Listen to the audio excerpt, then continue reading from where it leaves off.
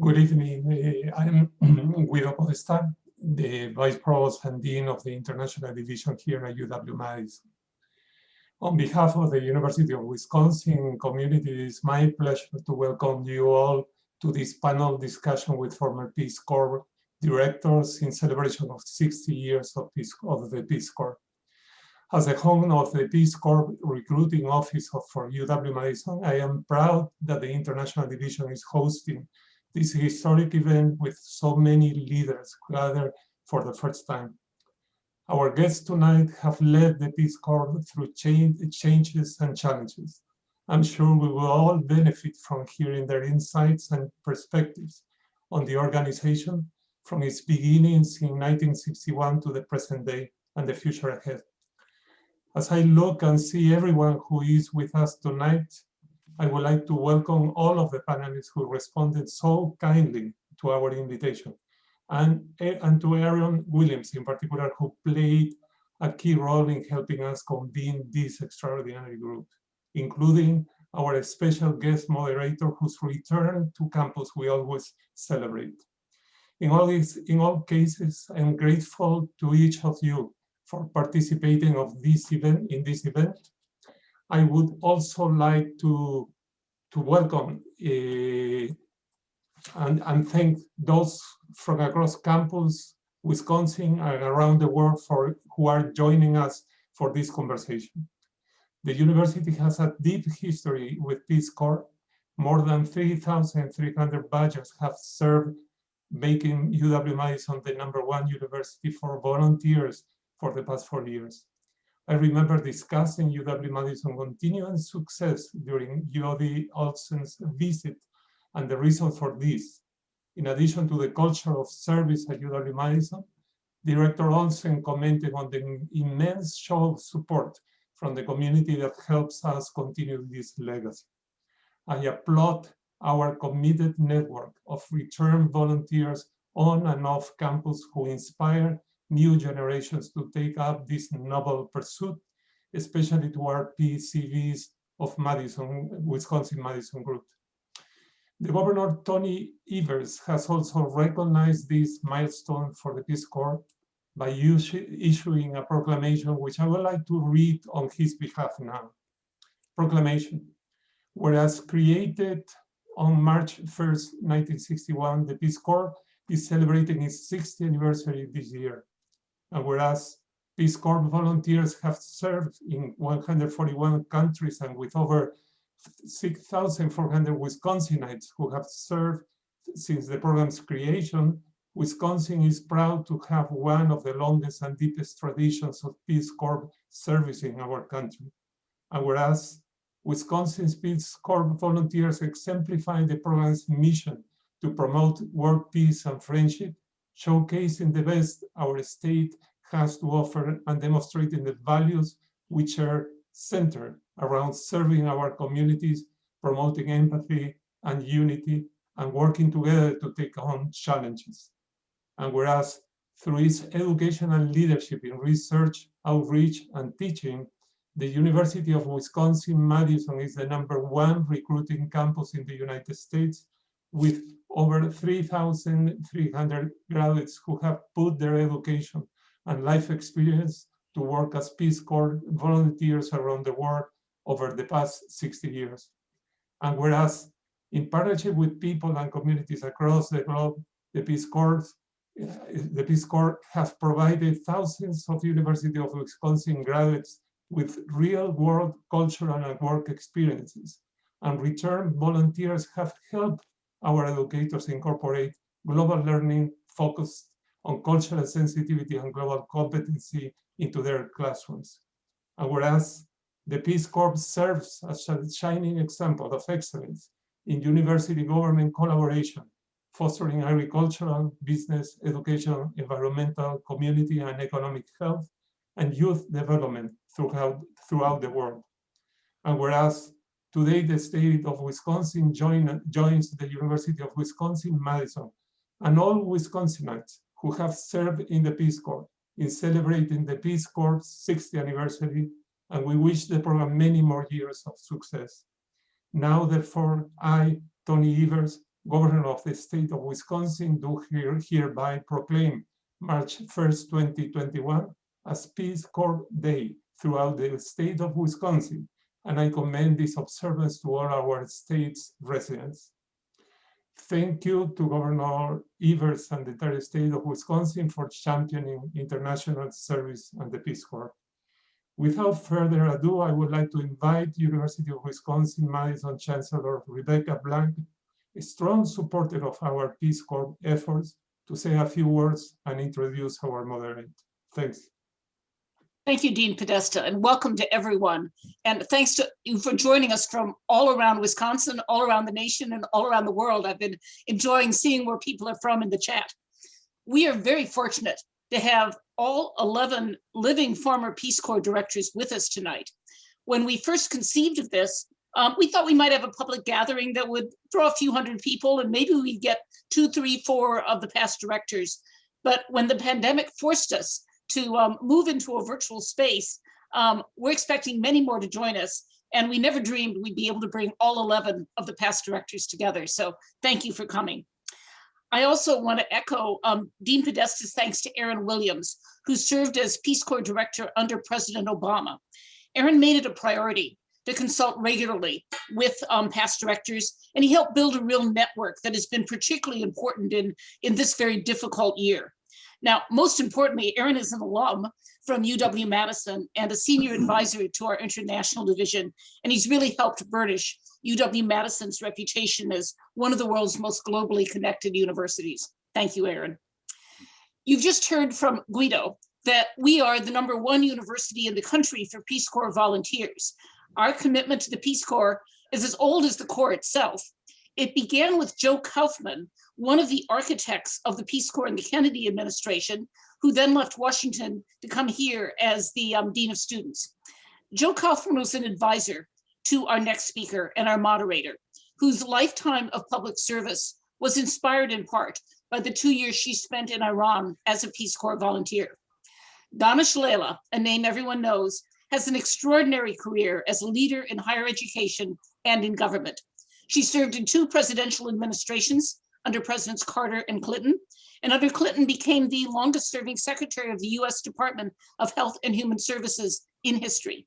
She is the recipient of the Presidential Medal of Freedom and more than 5 dozen honorary degrees from universities in the US and around the world.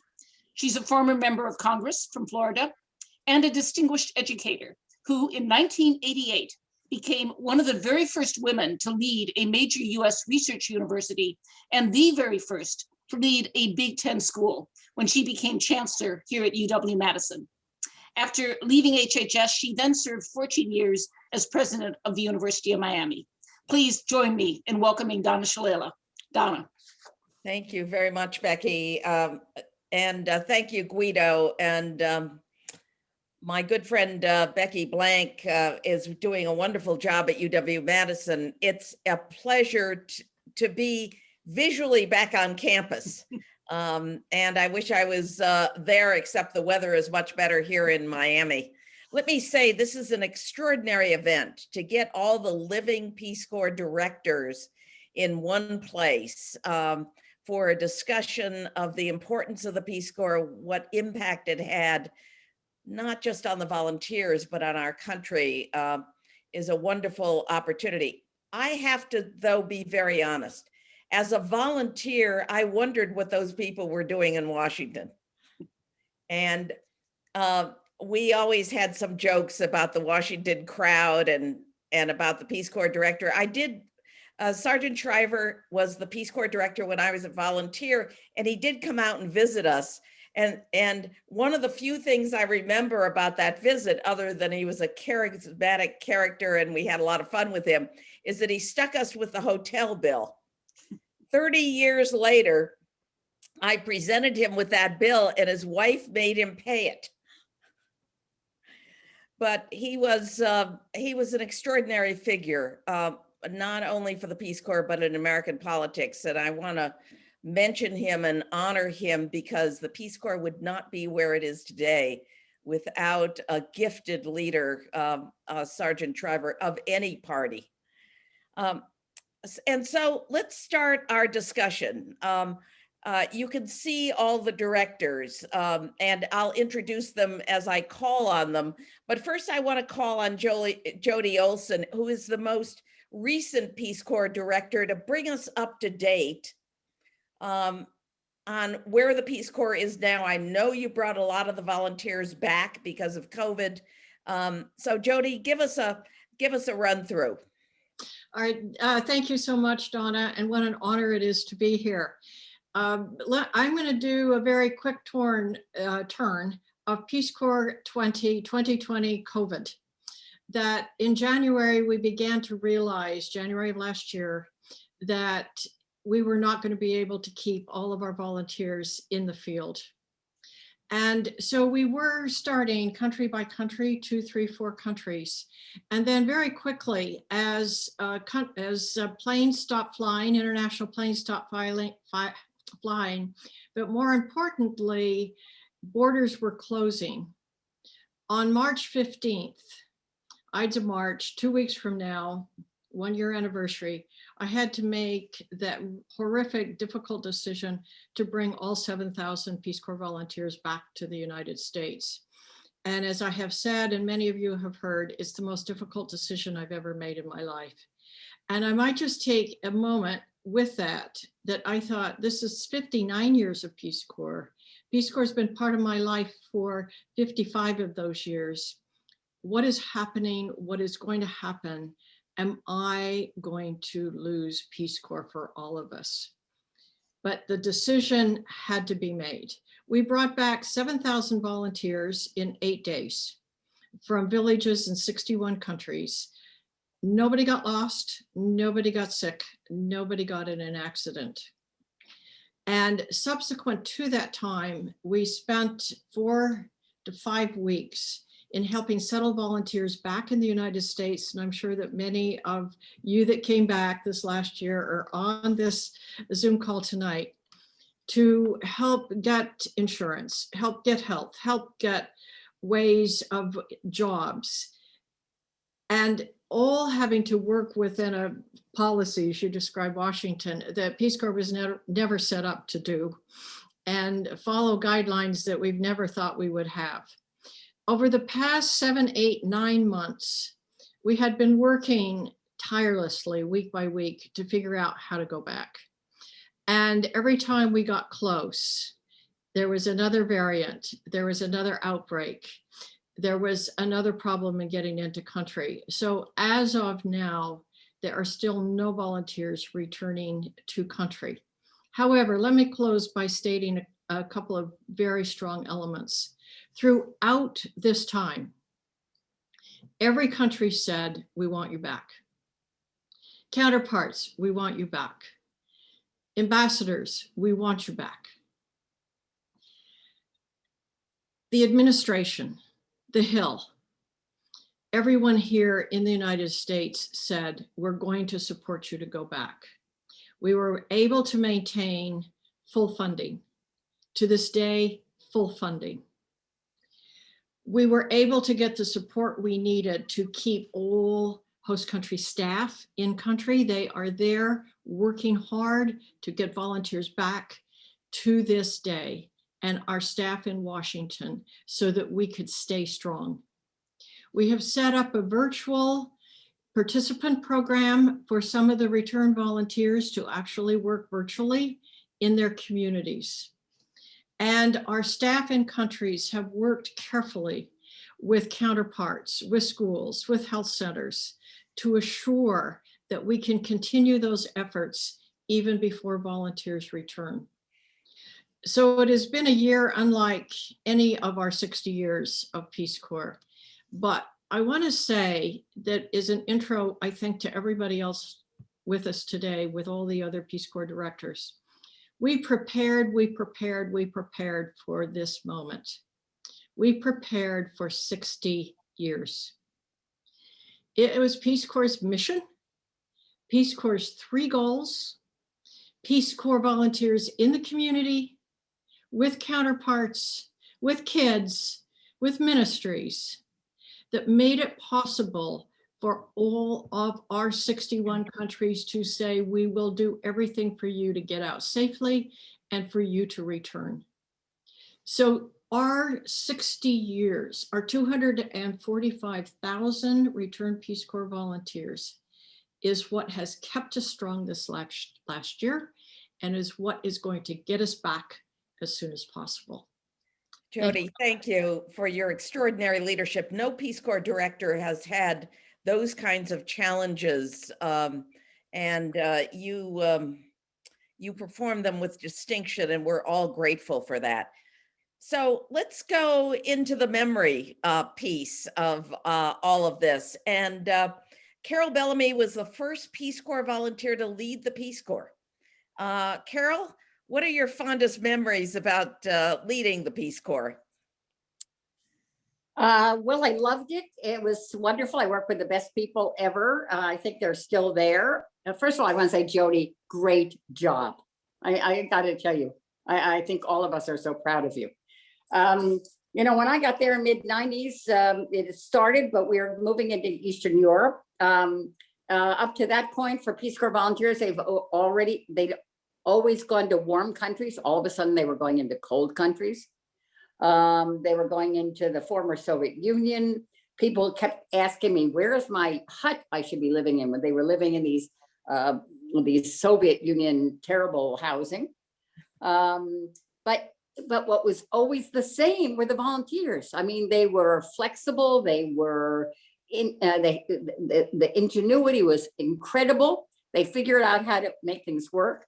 I do remember one day somebody came in the office and said, thank God we got this shipment of the heaters and the blankets off. And I said, oh, good, what country are we helping? And they said, oh no, these were for our volunteers, because it was so cold where they were in those days. But it was, again, it was, the one thing in my view that's never changed is the volunteer. I mean, they change, of course. They're all wired today. God only knows what they have today. But the basic inside of that volunteer is still the same. They figure out how to make things happen. I think that's very much the core, and the flexibility, and it says something about Americans as well. Let me ask Aaron for his memories as being Peace Corps director. You're unmuted. Okay, go. Well, Donna, I was director during a historic moment because Barack Obama had been elected president, first African-American president. It was an honor to serve in his administration. And I also was very fortunate that I was there during the 50th anniversary. And so, unfortunately, the 60th is not going to be like the 50th was because of COVID, but we had a chance to engage with Americans again and engage with our Peace Corps community. And we had a series of wonderful events. Carrie and I, who were working together at the time, we celebrated 15 countries and 20 states.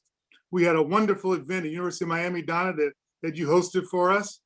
It was an amazing time to get out around the world and to see how appreciated Peace Corps volunteers are. But the other thing that I have to reflect on, I'm sure that all of my fellow directors would agree with that, is that it's really a privilege, and Carol touched on this a little bit. It's a privilege to serve as Peace Corps director. It's a sacred privilege because we're entrusted with this iconic American institution that Sergeant Shriver created, and one that provides young Americans a chance to serve around the world and to promote world peace and friendship, and to present the full scope of American diversity. You know, one of the things that I think that Shriver doesn't get enough credit for is that he insisted from the very beginning of the Peace Corps that it be diverse, that minorities serve in the Peace Corps, that women would serve equally in the Peace Corps, and it's continued to have that same tradition to this very day. So it was a wonderful time. Also, the other thing I remember is that we had a chance to reopen a number of important countries like Colombia, Sierra Leone. We also were asked to participate in the U.S. engagement on the Arab Spring, and we reopened Tunisia. So those were wonderful moments and experiences that we shared together. Thank you. Thank you. Elaine, I'm looking at grass, but I know you're there. I'm right here. Yeah. I'm so sorry this didn't work out. Tell us your favorite memories as being Peace Corps director. I know, Madam Secretary, you've gone on to many other positions. being Peace Corps director was one of the most seminal events in my life. I want to compliment Jody Olson. Can you hear me? Yeah, I want to compliment Jody Olson for giving us such a concise summary as to the very difficult decision that she had to make to ask all the volunteers to come back. Being the Secretary of Transportation, let me assure you, that was definitely the right decision. Because very shortly after that, we had over 200,000 Americans who could not come home because airplanes were discontinued, flights were discontinued. So Jody made the right decision precisely at a time when she was able to bring them home. Jody also was my chief of staff. So I relied upon her a great deal. And I look upon those years as ones of great personal growth for me.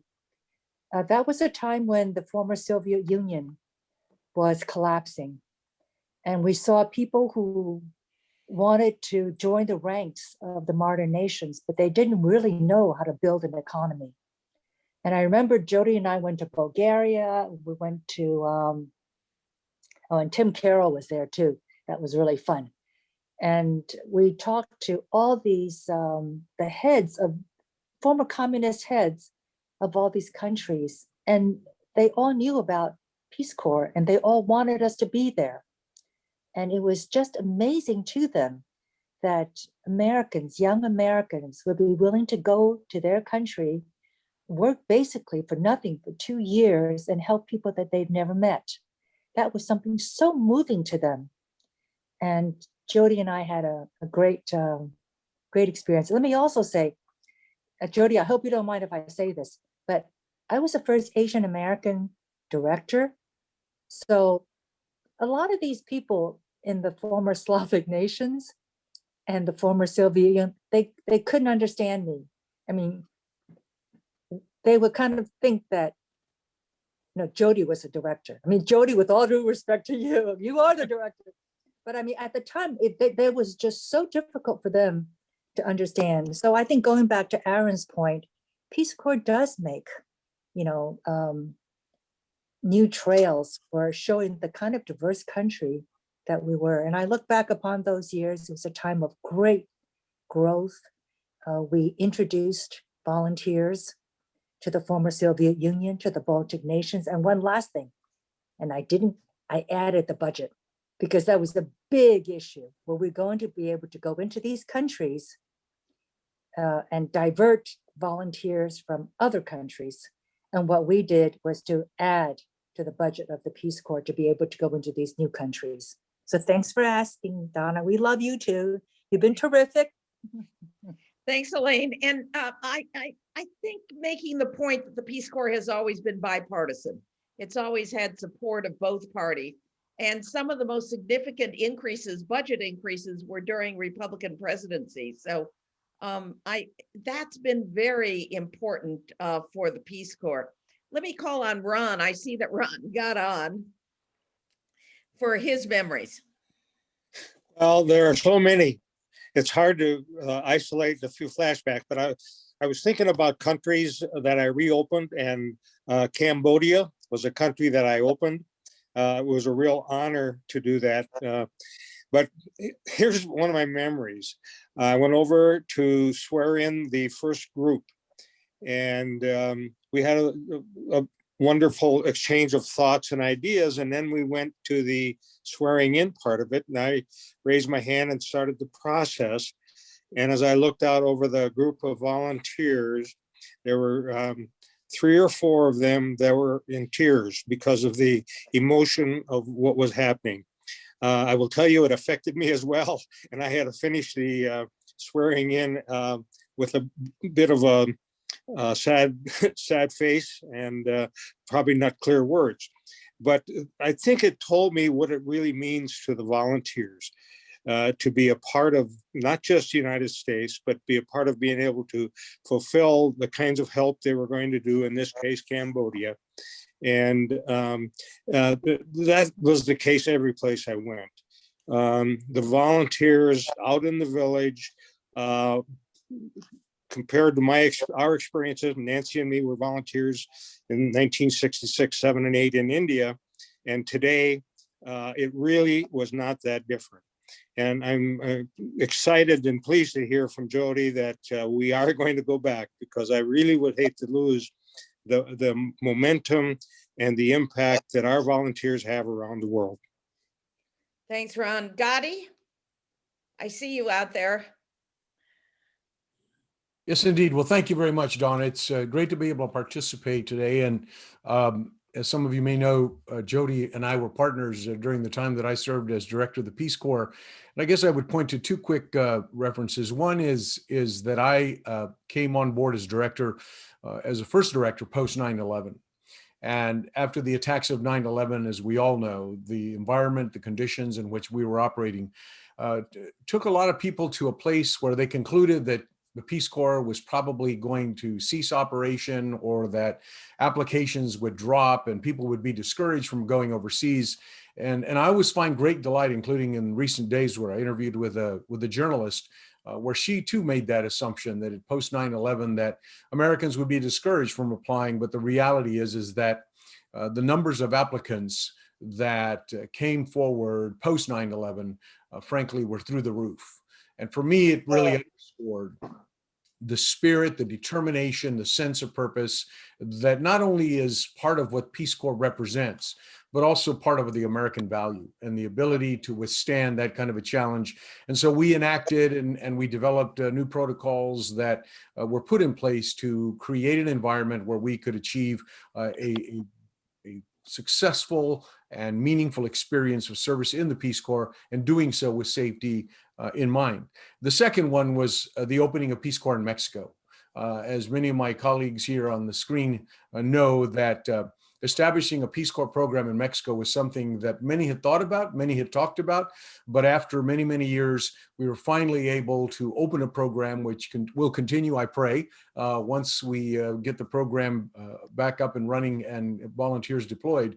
But opening Mexico was one of the great memories of my time as director of the Peace Corps, because it is a country that has great opportunities for Peace Corps volunteers, and I think thus far has proven to be a very robust program. Those are two memories. Thank you very much. Governor Celeste?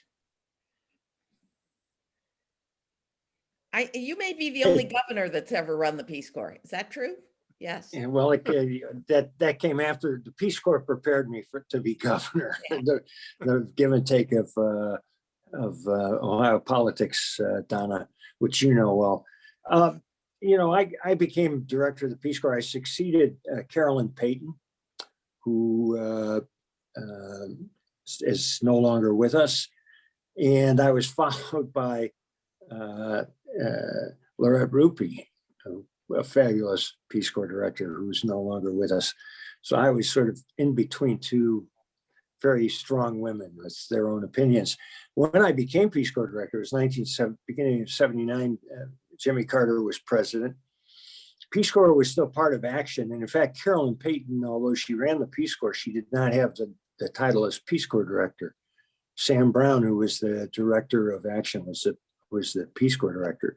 And so a good portion of my first year was spent negotiating between Sam Brown, who wanted to keep things that way, and President Carter, who was willing to see things change and the Peace Corps to become more independent, though not as independent as I thought we ought to be. But we got our budget team back. We got our congressional representation back. We got our own general counsel, and we began the step toward full autonomy. It was an exciting time.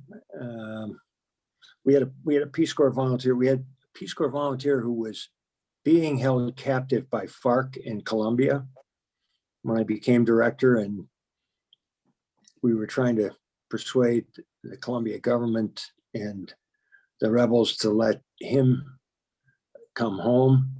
And then we had a Peace Corps volunteer in El Salvador who was taken hostage by a group of sort of young urban rebels and held in a marketplace. The interesting thing is they didn't know that they had a Peace Corps volunteer when they took over the marketplace. They just knew they had the market manager and the assistant manager. The assistant manager was a Peace Corps volunteer who'd set up daycare for the market women as part of her project. And the market women made sure that she was safe during the fortunately short period that she was held captive. So I found that I spent an awful lot of my time working on bureaucratic issues, which is of course how Peace Corps volunteers in the field felt the Peace Corps director and the folks in Washington were behaving. You know, we were part of as you pointed out, as you pointed out, Donna, we were part of the bureaucracy back in Washington. I visited 26 countries while I was Peace Corps director, so I was on the road quite a bit. And every time they made a point of sending me to someplace where I had to sleep on the floor. I mean, they wanted to make sure that in that role. It was fascinating for me because my first experience as Peace Corps, not having been a volunteer, I worked on the Peace Corps staff in 1963. I had been recruited by Sally Bowles to come to what was called then the Division of Volunteer Support. And so I worked on the third floor of the Mayatico building, trying to help prepare volunteers who were on their way to Latin America. I came back to move up to the 8th floor to the director's office. But, you know, having been there when Sarge was director and Bill Moyers and Bill Josephson and Charlie Peters, all the people who we remember as really the remarkable team that Sarge had brought together to stand up this organization and get it going in really in less than a year.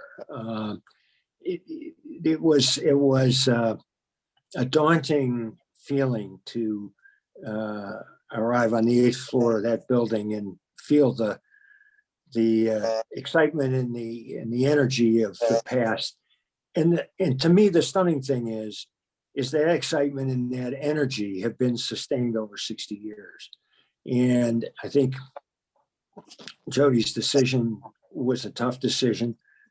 I think the challenge is going to be, as we look down the road, that we shouldn't assume it's going to be easy to extend that same enthusiasm, even with volunteers who are going back to places where they're familiar. I think that the changes here in this country and around the world as a consequence of the pandemic are going to be a challenge and an opportunity for us. Oh, interesting. Very interesting point. Mark Schneider.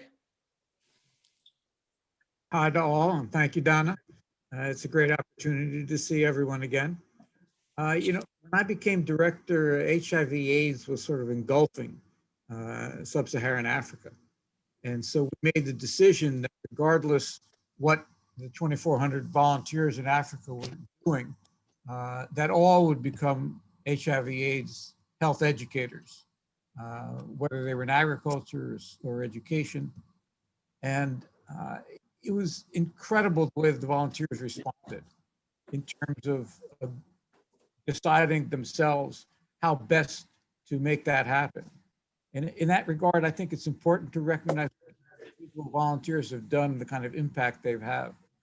I visited in Cote d'Ivoire and then to the 13th International HIV Conference in Durban. Cote d'Ivoire had brought to the conference their representative. Their representative was a woman who was a Peace Corps volunteer named Napierola. And what she had originally done was she was a health educator in a small rural village. She translated what we sent out from Washington into the dialects and into French and taught the other health educators about HIV/AIDS prevention. And then her supervisor asked her to do the same for the rest of the region. And then the Minister of Health asked her to stay an extra year and set up that training program for every health educator in Cote d'Ivoire. And then they brought her to the Durban conference to represent that country. I mean, her impact was enormous. And I think we've all come in contact with volunteers over the years, and that's where things have not changed. Yeah. Every volunteer that I've come in contact over the years across the globe really continues that tradition of service, commitment to their country, to their family, to their community, and to trying to convey something that will help others. And obviously they've all come back with the kind of knowledge about the world around us that most people simply don't have. Yeah, I like to say that the Peace Corps made us citizens of the world. Carrie, I'm going to call on you. I guess, you know, when people ask me what my favorite job was, and I've run universities and obviously been in government, my favorite job was being a Peace Corps volunteer. I think I was better at that than anything I did after that. So, Carrie, talk to us. Yes, thank you, Don. I agree with you completely. So I was a Peace Corps volunteer. I have to tell you a small story, and that was in 1982, Jody Olson came to visit me in Samoa. My husband, Steve, and I were serving there. And she actually came and stayed overnight at our house. That was the first time I met Jody. She was our regional director. So my husband likes to brag that he spent a night with 2 future Peace Corps volunteers under his roof. Sometimes this is more colorful in Richmond. But anyway, I've known Jody for a very long time. I come from a Peace Corps family. We were the first 4th-generation Peace Corps family. And I was the 3rd of the 4 generations. I had the great privilege and honor of coming in as Aaron Williams' deputy. And I served in leadership in Peace Corps for a total of 7.5 years. 2 years as deputy director, and then 5 years as director for the first 2.5 were acting director and then director. And I guess when I look back at my own experience there, probably what I am most associated with is, I think, the reform effort, but especially Peace Corps' reform in the area of sexual assault, risk reduction, and response. It's something that was a very public crisis for Peace Corps at the time. But, you know, I really honestly believe what doesn't kill you makes you stronger. And the reforms, the incredible reforms that Peace Corps made through that process have become the catalyst for so much more reform that came after. I do want to say that related to the sexual assault risk reduction response program, which is still a big issue. It's a problem everywhere in our culture, in our world. Peace Corps is really a leader now. It has made more than 30 policy changes. It's trained every single volunteer and staff person. It's created an Office of Victim Advocacy, specialized training in trauma-informed care for first responders, an anonymous hotline hosted by an external organization, and a sexual assault advisory council of our nation's leading experts. But most importantly, I think more than any of that, I think that what Peace Corps did is it really listened to the volunteers. It does not shy away from the truth of volunteers' stories, and those stories have become the catalyst for a reform effort. And I think it's been said that it's the most extensive reform effort that the agency has ever undertaken, which was really designed to place volunteer care and support at the forefront of everything it does. And it bled into, I think one of the things, we had extraordinary support from President and Mrs. Obama. Some of you might remember the Let Girls Learn initiative, which Michelle Obama really took under her wing. It was all about girls' education empowerment, and really lifted the visibility of Peace Corps as part of a whole of government initiative. But we also were there at the sort of the height of the technology boom. So it was the time when Peace Corps, went online with it. It's not online. We were already online with our application, but it dramatically shortened the application to only a 45-minute process. And it introduced the whole concept of choice, which was very controversial at the time. So allowing volunteers to apply to a particular country and a particular program. We also were there at a time when there was a lot of angst around the murder of Black men and women around our country. And so we began a lot of the work that continues to this day around diversity, equity, inclusion, including the development of 13 employee resource groups and upgraded training for volunteers. I would say that we are nowhere near where we need to be, and that's anywhere in our world, in our country, in our world. But Peace Corps began to look at that, I think, more proactively during that time.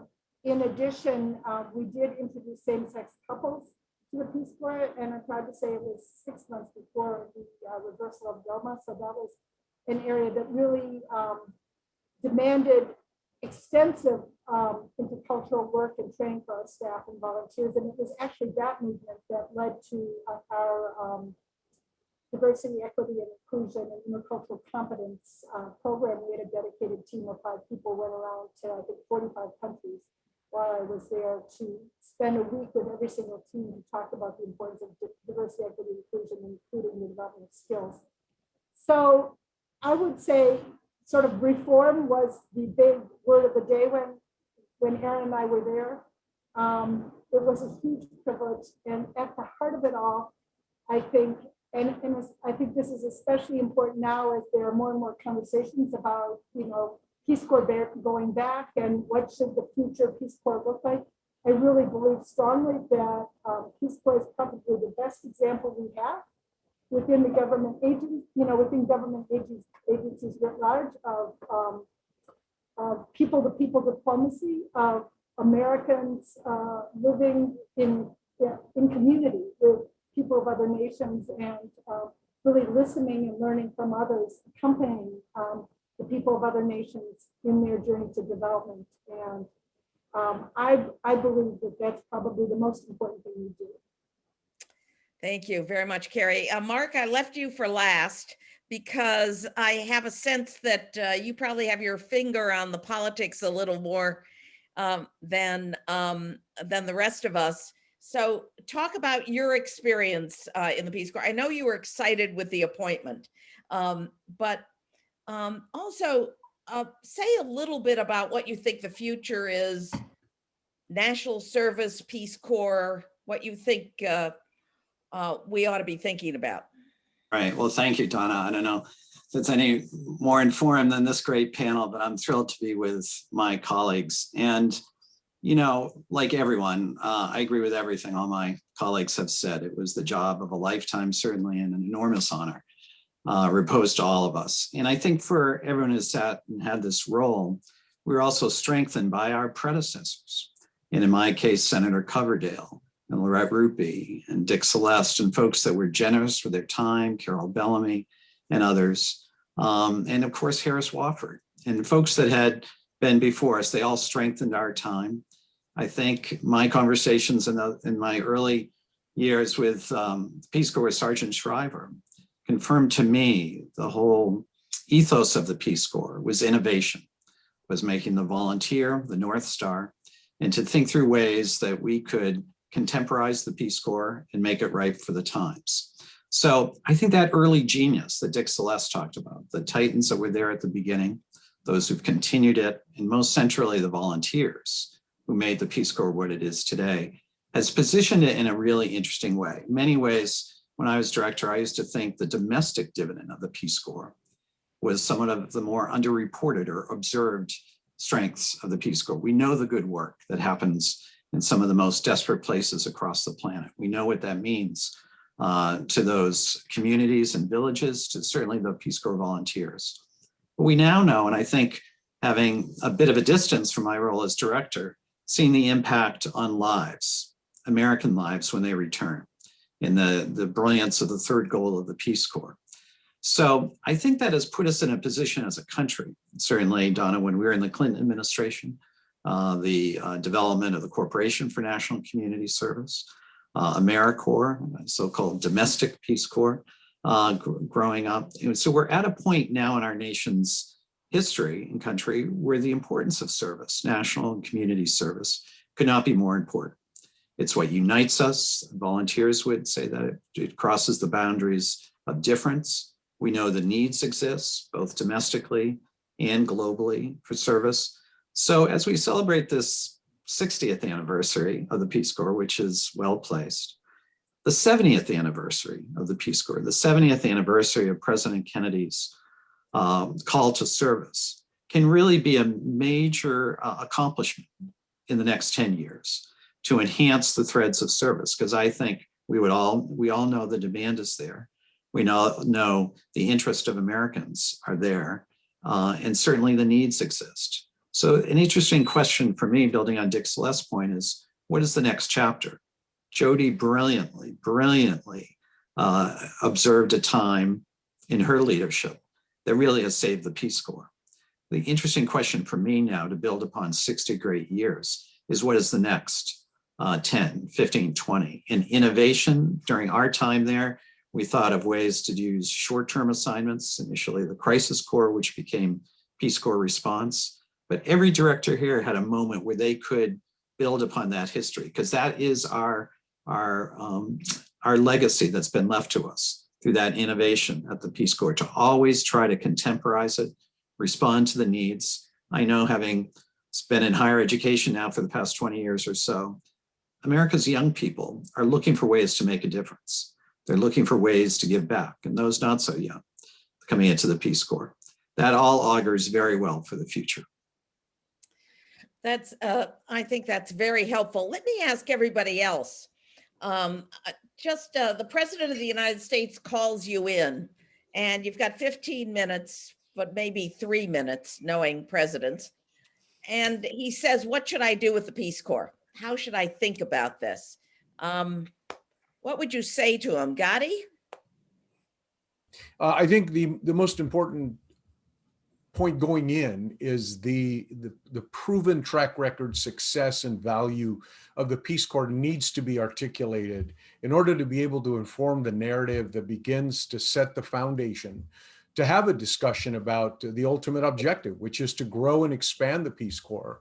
And I really want to commend Mark for mentioning the domestic dividend, because as director of the Peace Corps, this is the one aspect that I try to emphasize, particularly both to the president and on the Hill, that the dividend, the return on that investment, far, far exceeds the boundaries or the time of service in the Peace Corps while serving in country. And so I think the important aspect of the conversation would be expansion, to lay the foundation for a discussion about obviously the funding, but also the value and the appreciation for what the Peace Corps brings in its current form. Dick, what would you tell the president?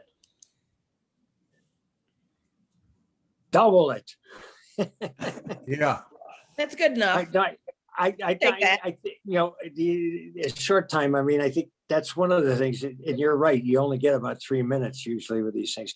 But I do think being willing to think of it on a much more expansive basis. But I also think, you know, we've come to appreciate the importance of public health, both at home and globally, in a much, I think, more immediate way.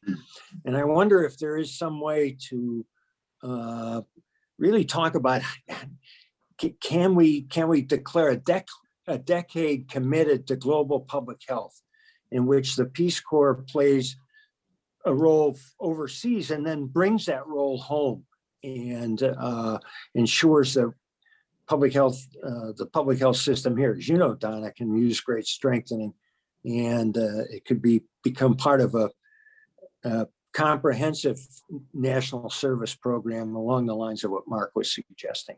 Yeah, Nicholas Crew. Can I jump in on that? Yes, absolutely. That was exactly what happened when we sort of focused on HIV/AIDS, and I couldn't agree with you more. You know, for a while I was in the Pan American Health Organization, and the people who were there told me that Peace Corps volunteers, both in Latin America and in Africa and other countries, had been key initially on the smallpox eradication program that WHO led with. And that in Latin America, Peace Corps volunteers had worked on the polio eradication, and that looking forward, it seems to me that that would in fact be the kind of challenge that volunteers would respond to, given what we've seen now in COVID, and COVID is not going away quickly. And I suspect as well that Peace Corps volunteers can help through their ability to bring information technology to bear on health communication in their countries and around the world. Elaine, Can I add a comment? Go ahead, Aaron. So I was going to say, first of all, I'm a big proponent of national, universal national service, either military or national or public. And I want to really commend Mark for the work he did on the National Commission on Volunteer Service. And I would tell the president that we have a blueprint, which is ready to go for expansion of national service. I think now is the time. We need something that created the greatest generation, that brought people together from Tulsa to New York, from Brooklyn to Fresno. And this universal service could really, national service could really do it. It's really, really important. Second thing is that as we look for ways to promote diversity, equity, and inclusion, the national service would be an ideal platform to expand opportunities for young people around the country. This is really what I would tell the president if I had my 2.5, 3 minutes with him or her. Elaine, could I build on that just to, yeah, go ahead, Mark, and then I Aaron want to was, hear from Elaine. Aaron was nice to call out this National Commission, but I would, for our viewers, commend folks. There was a National Commission on Military, National, and Public Service that Senators McCain and Reed created. I was honored to be the vice chair. And it's the first time where they united military, national, and public service. So we issued recommendations. There's going to be testimony before Congress. Senator Coons has a bill on this, but it does tap this untapped potential of service, you know, for military and national. There should be a White House office that coordinates this. There should be a platform that can provide one-stop information across all the threads of service. There can be, as Dick says, to double it, fully fund the Peace Corps. It should be, it's a scandal returning anyone who is qualified. So I would commend this National Commission report because I think the recommendations would be a great material for any new president. Great. I want to get Elaine in. I've got 2 points to make. One is one of the great joys of being director is that you see the continuum of work that various volunteers work on, one after the other. I'm sometimes asked when I was director, you know, by volunteers as to what is their real impact. And I assure them that I have the great privilege of seeing the continuum of work from one volunteer to another and the work that's built upon one another.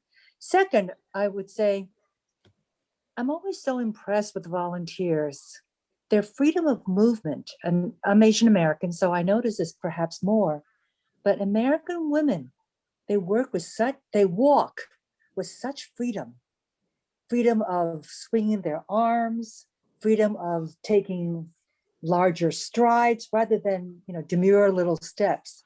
By their very action, by their very freedom of movement, they demonstrate that the opportunities and the freedoms that we have in this country. Thank you. Thanks. Carol Bellamy? I think I'm just going to repeat what's been said. I'd tell the president, get them back out there as quickly as you can. Number two, use it as a basis to build a national service for the entire country of the United States. And number three, hire everybody who's a returned Peace Corps volunteer for your administration. I like Donna, that. Ron Cheddar here. Yeah, Ron, go ahead. Yeah, among all of those, I'd also try to add an initiative that was dear to my heart, which was the 50+ initiative, and talk about the fact that the Peace Corps is not only for young people, but it's for those that have had successful careers and now have years of experience that they are going to have the ability to share with around the world. And I think it would be impactful on the president to hear some of those stories. Donna, could I say something? Yeah, absolutely. You know, presidents don't have much time, as you mentioned, and I also feel like many people don't really understand what Peace Corps does. So I think I would share a story, and I would like to share a really quick story here today because I think that it conveys what Peace Corps is really all about. And this is a story that was told to me by Alpha Khan. It was actually in one of the early days of my tenure as director when he came to visit with President Obama to celebrate democracy in West Africa. And he asked to see me, and he had a very short period of time in Washington, D.C., and he really wanted to make time. So I went to his hotel, to his suite there, to visit with him. And we had a very formal meeting, and we exchanged gifts. And I was very aware of the fact that he had to go meet with President Obama in just a minute or two. And so I jumped up to leave, and he reached for my arm and he said, please sit down, because now that we've just gone through the formalities, I want to speak to you from my heart. And this is what he said. He said, I want to tell you how Peace Corps has transformed my life, but even more importantly, how it has changed the lives of my people. There was a Peace Corps volunteer who lived next door to me in a hut. He was the first person I could ever remember who believed I had a future outside the boundaries of my village. And his late night tutoring helped me to pass my national exams. And then he helped me navigate the difficult journey through university application and financial forums, et cetera, et cetera. And I am certain that I would not be president today if not for his support and encouragement. And he is still a lifelong friend to this day. But more important is the impact that your volunteers have had on my people.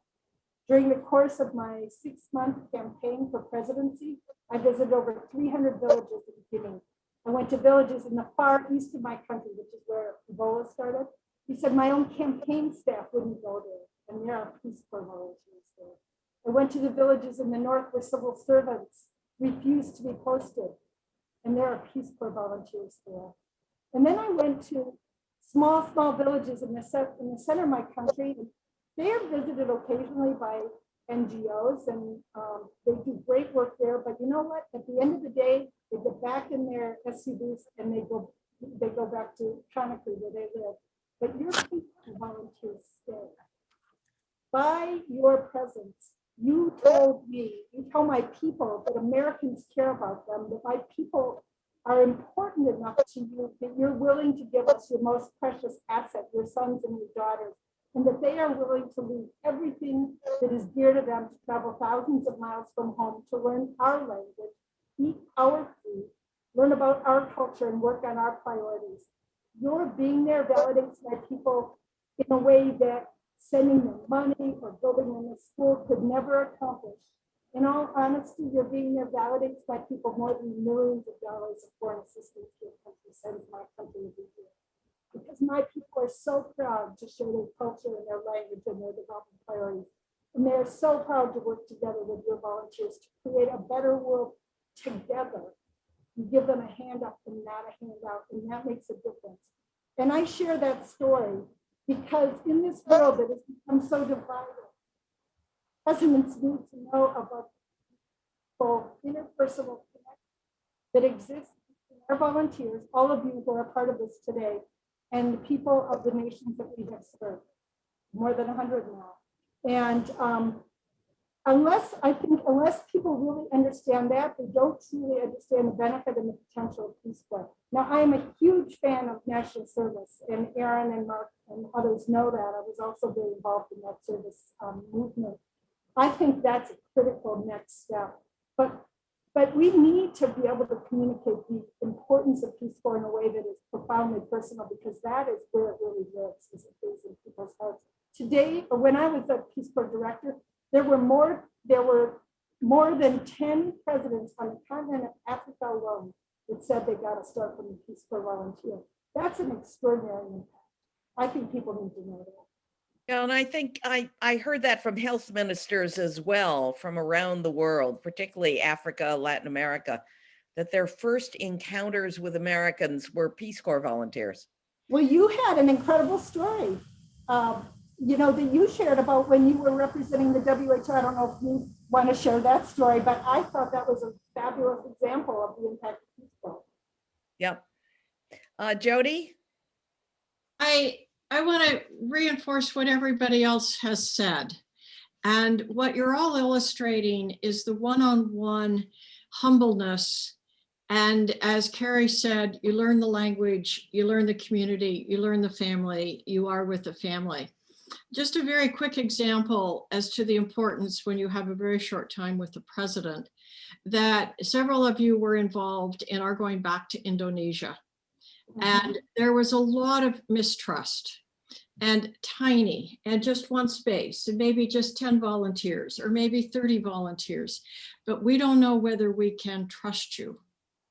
We came, we worked bit by bit by bit. I was able to go back to Indonesia about 15 months ago for the meeting of all the Ministry of Education and the other agencies that have come together for Peace Corps in Indonesia. And they walked through for me directly. We were so nervous. Can we trust you? Are you okay? What do volunteers do? And they said, we want to say to you now, 10 years later, more. We want to open up the next section for the country. We want to bring in 30, 40, 50, 60 more volunteers. We trust you. We honor you. We respect you because you honor and respect us as individuals working in communities. I might just add to that, that during this last year, we signed the agreement to begin a program in Vietnam. And I was also lucky enough to go to Vietnam about 14 months ago. And knowing all of those years and what that was about, we were visiting a secondary school as a place for Peace Corps volunteers to be teaching English. And this was about 40 kilometers outside of Hanoi. And the headmaster said, oh, we've got a wonderful space for you all in the school. We've got dorms for you. And so I said, no, we're about the community. We're about families. We're about your language. We're about your food, your culture, your students. And so I said, it's very important that all our volunteers live with host families. And he looked surprised. And one of the English teachers who was standing there said, please, please, I want to volunteer. I'll host a volunteer. The other English teacher, I'll host a volunteer.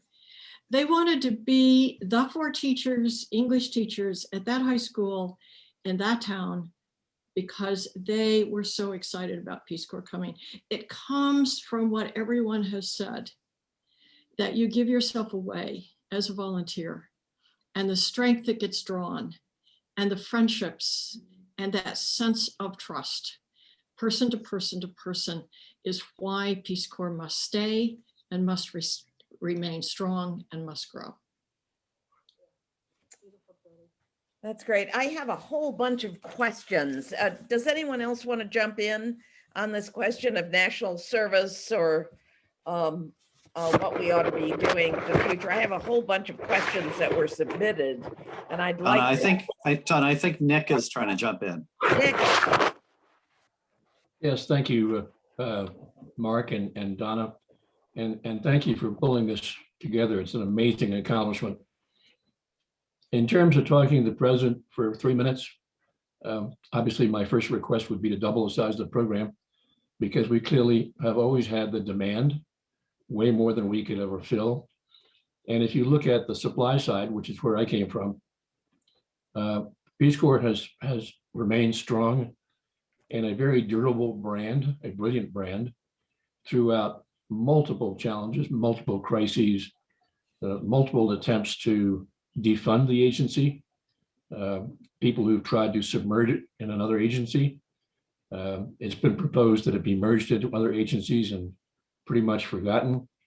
And it survived that and prospered.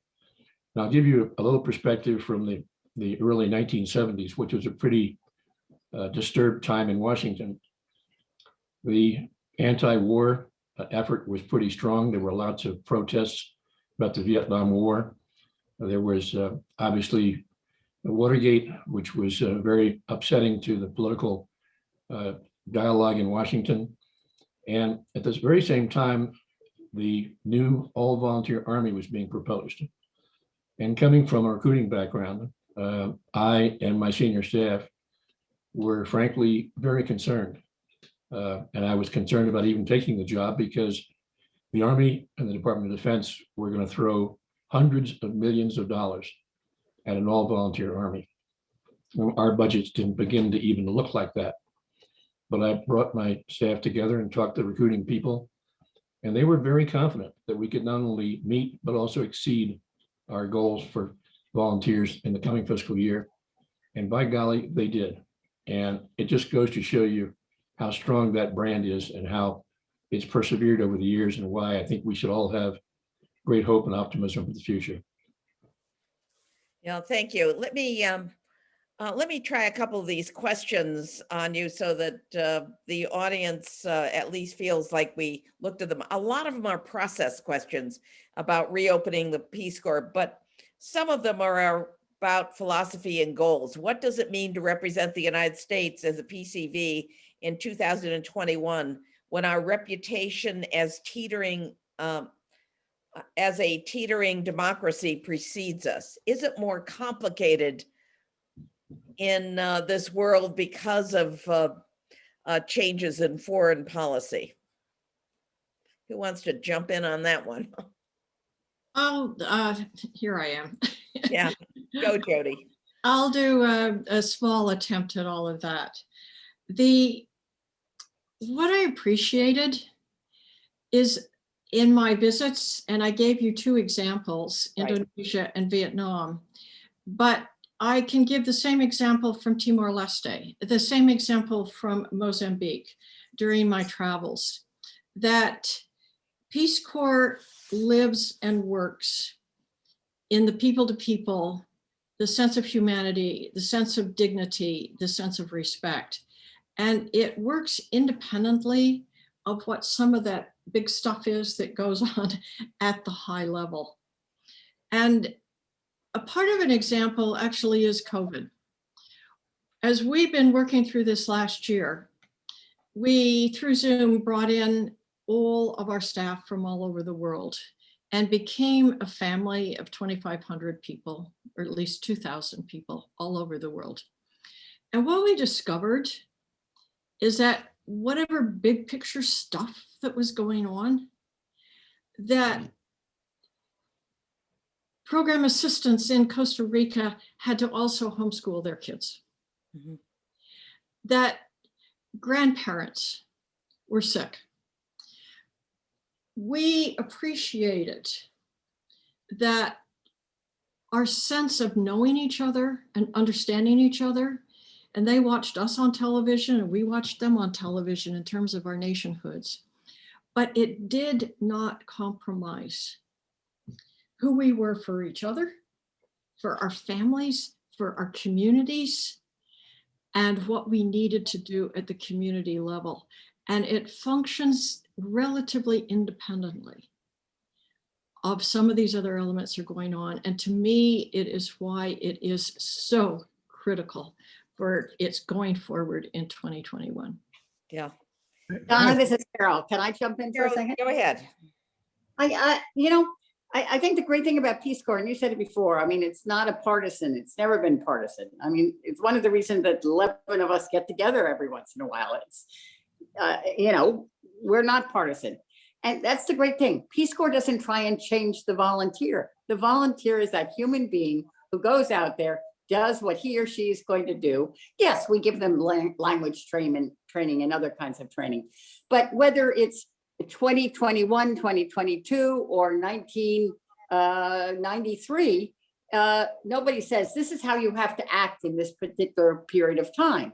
And that's what I think is so unique about Peace Corps, because it is the truth of that volunteer. It's the reality of that volunteer that speaks to others and shows that Americans are, we're all very different. We're all whoever we are, but we're not crafted into something that has to have a political message.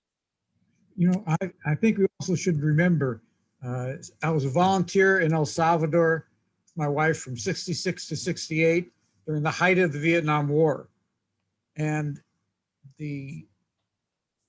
as a sort of aside, I taught at the University of El Salvador, which was probably the most leftist university in the country. And the fact that clearly I and other volunteers had different views on Vietnam was stunning, that we were able to speak about them. And the fact is that volunteers represented who we were rather than the policies of the government at that time. And I think that through the years, it's that what Jody talked about, the relationship between volunteers in their community, their counterparts, their families, that have built the strength of the Peace Corps. And it's also why, as you said, ministers, presidents that we visited when we traveled as Peace Corps directors have said to us, do you know, and they give us a name of a volunteer who had taught them in elementary school or in high school, or had been in the clinic when they'd come in to get their first vaccination. And so it's through the individual relationship that conveys who we are as Americans. And I still think that's the way it'll be going forward. Great. Okay, Don, Go ahead, Dave. I don't disagree about the nature of the volunteers and the way in which because they are individual, and the beauty is every volunteer represents herself or himself in a genuine way that wouldn't be there if not.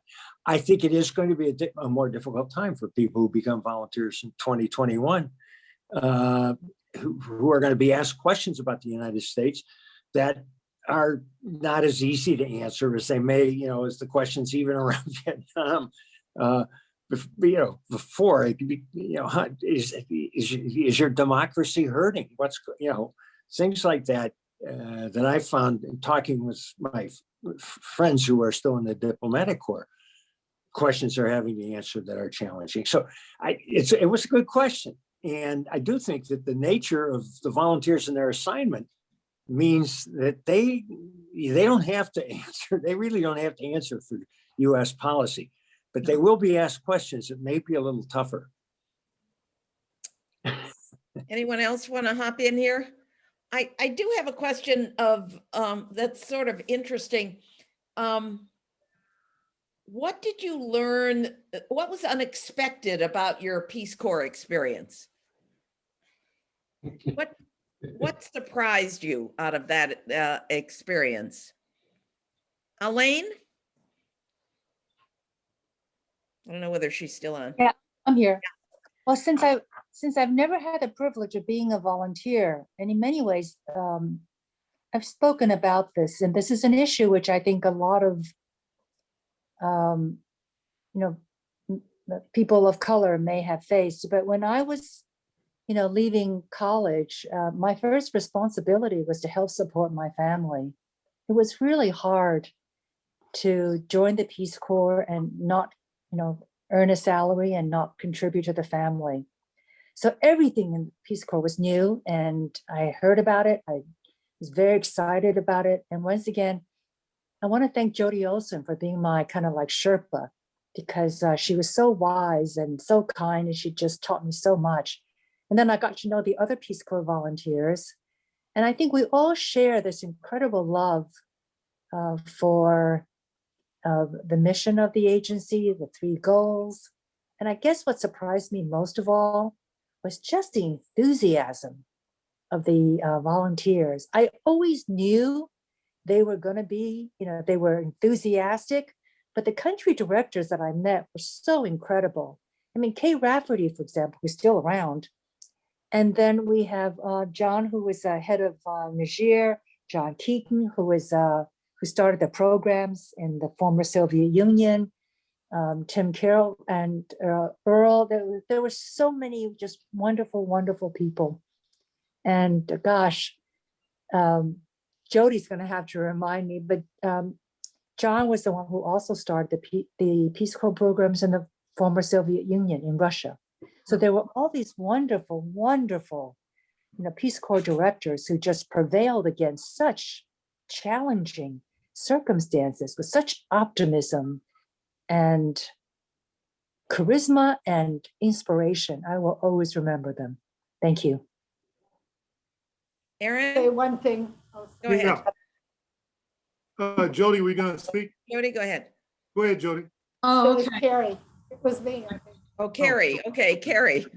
I was just going to say, one of the things that just so surprised and inspired me was the courage of some of the volunteers. And I'm thinking in particular of a volunteer that I met in Kyrgyzstan. Her name was Kinsey Norton, and she worked at the School for the Blind. She also happened to be blind. And she was the only blind staff member at that school and the only independent educated blind woman that those students had ever known.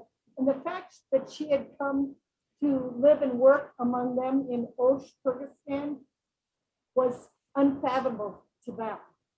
They were amazed and blown away by her level of commitment to them. I mean, Kyrgyzstan is a really tough place to work, and there was almost no support for the blind. And that's, we know that around the world, those who are disabled, especially disabled women, are the most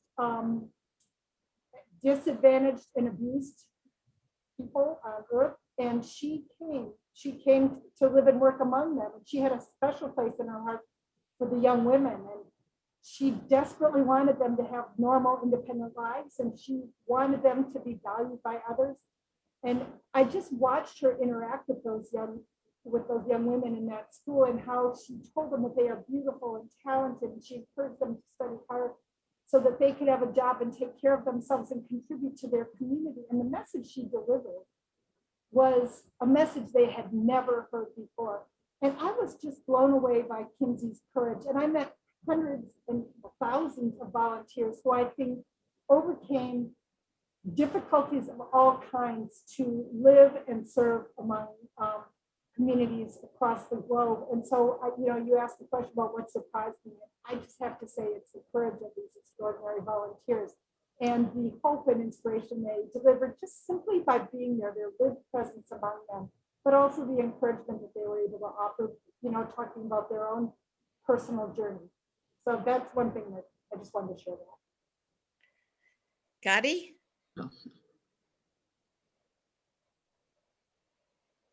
Yes, I would say that probably one of the more powerful moments for me was and it was something I already knew, but I think came to understand with the greater insight, and that is that volunteerism at many levels in our country is something that sometimes we might take for granted, but the power and the impact of volunteerism in countries such as the countries in which Peace Corps serves manifested itself in so many different ways with so much varying capacity that it was always impressive. And I'd had, like other directors, you meet with heads of state, you meet with leaders in country, and they would say, listen, we'd like to start a Peace Corps program in my country. And I'd follow that up by asking the question, well, talk to me about your culture of volunteerism. What does that mean in your country? And I think as I experienced after 9/11 and subsequent to 9/11, saw the manifestation of some tremendous determination, the ability of Americans to adapt in ways that many cultures are unable to adapt when going overseas. And those were very, very powerful moments. It didn't matter from Madagascar to Mongolia, to the People's Republic of China and points in between, to see that were just time and time again moments of inspiration that brought a lot of pride, but also a reminder that we should never underestimate the power of volunteerism, even when it manifests itself overseas. Let me just add one quick story, Donna. So I was on a trip to Morocco, and we were visiting a volunteer in a rural school near the Atlas Mountains. When we arrived at the school, we found out coincidentally that her mother was also there visiting the volunteer. And of course, you can imagine that was quite a scene.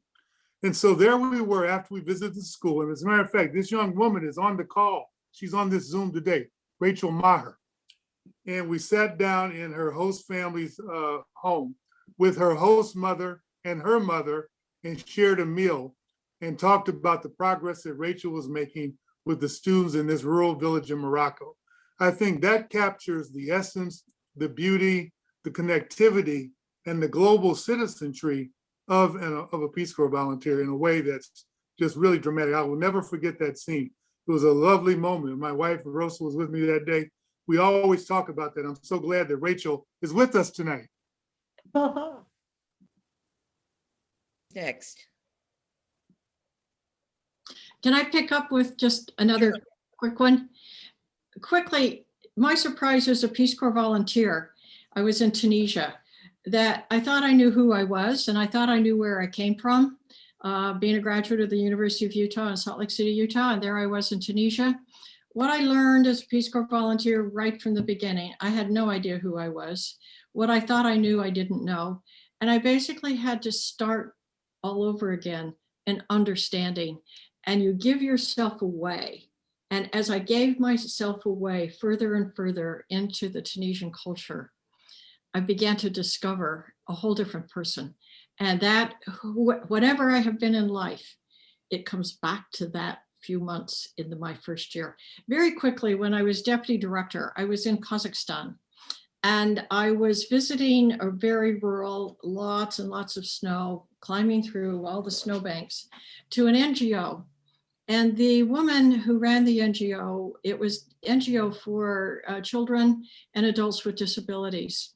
And she was talking about her Peace Corps volunteer and what he did on his own. And she said, I would be at the top step watching him, looking down the street of the city, the town where they were. Is that at that time, those who had disabilities were largely left in bedrooms and left inside the house. This Peace Corps volunteer on his own every Saturday morning went house to house of those who had children that had some type of disability. And he would ask them to come out and join him.